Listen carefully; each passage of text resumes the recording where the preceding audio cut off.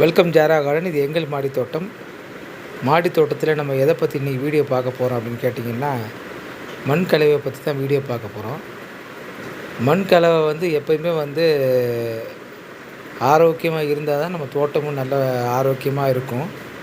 இது மண் கலவை எப்படி கலக்கிறது, எந்த மண் வாங்கினா நல்லாயிருக்கும் அப்படிங்கிற வீடியோ தான் இது. அதோடய விரிவாக்கம் தான் இது. மண்ணில் இருக்கிறதுல உங்களுக்கு மாடி தோட்டத்துக்கு செம்மண் தான் உங்களுக்கு சிறந்ததாக இருக்கும். பாருங்கள், இந்த மாதிரி சுத்தமான செம்மண் நம்ம கடைங்களில் இந்த மண் செம்சாண்டு விற்கிற கடைங்களே கிடைக்கும். நம்ம போய் வாங்கிக்கலாம், அல்லது நர்சரி கார்டன்லேயும் வாங்கிக்கலாம். நர்சரி கார்டனில் உங்களுக்கு ரேட்டு கூடுதலாக இருக்கும். செங்கல், மண் இந்த மாதிரி விற்கிறாங்க, பில்டிங்க்கு விற்கிறாங்க இல்லையா, அவங்கக்கிட்ட நம்ம போய் வாங்கினோம்னா கம்மியாக கிடைக்கும். மண் உங்களுக்கு அளவும் அதிகமாக கிடைக்கும். அவங்க போகிற அளவை விட இவங்க அளவு இவங்க அதிகமாக போடுவாங்க. செம்மண் வாங்கி செம்மண் கூட உங்களுக்கு மெயினாக நம்ம என்ன கலக்கிறோம் அப்படின்னு கேட்டிங்கன்னா, மண்புழு உரம், உயிர் உரம், தொழு உரங்கள் நம்ம கலக்க போகிறோம். தொழு உரத்தில் பார்த்திங்க அப்படின்னா உங்களுக்கு எது வேணாலும் போட்டுக்கலாம். உங்களுக்கு மக்கிய சாணங்கள் எது வேணாலும் போடலாம். உயிர் உரம் பார்த்திங்கன்னா நிறையா இருக்குது. பாஸ்போர்ட்டரியா இருக்குது, டெர்மிகோ விரிடி, ட்ரைகோர்மா விரிடி இருக்குது. அதே போல் பார்த்திங்க அப்படின்னா உங்களுக்கு எப்சம் சால்ட் இருக்குது. இந்த மாதிரி நிறையா இருக்குது. அது மேலே பஞ்சகாவியாவோ அல்லது மீன் அமிலமோ லைட்டாக தெளிச்சிக்கலாம். இந்த மாதிரி உங்களுக்கு என்ன நம்மக்கிட்ட கிடைக்கோ, அக்கம் பக்கத்தில் நம்ம வீட்டுக்கிட்ட அல்லது நம்ம ஊரில் என்ன கிடைக்குதோ அதை வாங்கி போடலாம்.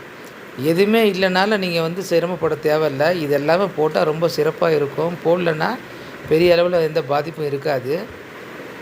இப்போ மெயினாக எல்லா ஊருங்கள்லையுமே கிடைக்கக்கூடியது மண்புழு உரம் கண்டிப்பாக கிடைக்கும். வேப்பம் புண்ணாக்கு கண்டிப்பாக கிடைக்கும். நீங்கள் மண், கோகோ ஃபிட்டு, மண்புழு உரம், வேப்பம் புண்ணாக்கு இது 4 இப்போ கலந்து போட்டாவே போதுமானது.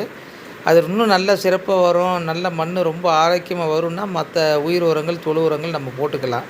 அது போட்டு ஆகணும்னு கட்டாயம் கிடையாது, அவசியம் கிடையாது. முக்கியமானது அடிப்படை தேவை வெறும் மண் போடாமல் கோகோ ஃபிட்டு கலந்து மண்புழு உரமும் வேப்பம் புண்ணாக்கும் நம்ம கலந்து போட்டாவே போதும். கலந்துட்டு நம்ம உடனே செடி வைக்கிறத விட கலந்து 15 நாள் நம்ம எடுத்து மண்ணை வச்சுட்டு 15 நாள் கழித்து நம்ம செடி வச்சோம்னா ரொம்ப சிறப்பாக இருக்கும்.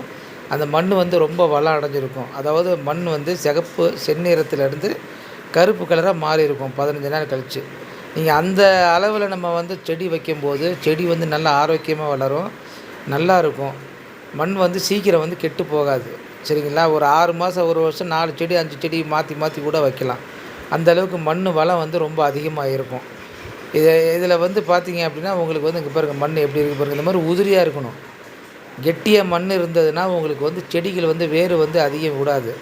மண் எவ்வளோக்கு எவ்வளோ உதிரியாக நம்ம தயார் பண்ணுறோமோ அந்தளவுக்கு செடியோட வளர்ச்சிகள் ரொம்ப அதிகமாக இருக்கும். அதை நம்ம கவனமாக வச்சுக்கணும். நம்ம ரொம்ப கெட்டியாக தண்ணி ஊற்றினோம்னா ரொம்ப உங்களுக்கு அந்த அதாவது ஒரு பசத்தன்மையோடு இருக்கும். அந்த மாதிரி இருக்கக்கூடாது, உதிரியாக இருக்கணும் மண். சரிங்களா? இந்த வீடியோ பார்க்குறவங்க மறக்காமல் ஷேர் பண்ணுங்கள், லைக் பண்ணுங்கள், எங்களோட சேனலை சப்ஸ்கிரைப் பண்ணுங்கள். உங்களுக்கு எதாவது தகவல் வேணும்னா கமெண்ட்டில் சொல்லுங்கள். இந்த வீடியோ பற்றி தகவல் எதாக இருந்தாலும் கமெண்ட்டில் சொல்லுங்கள். நன்றி.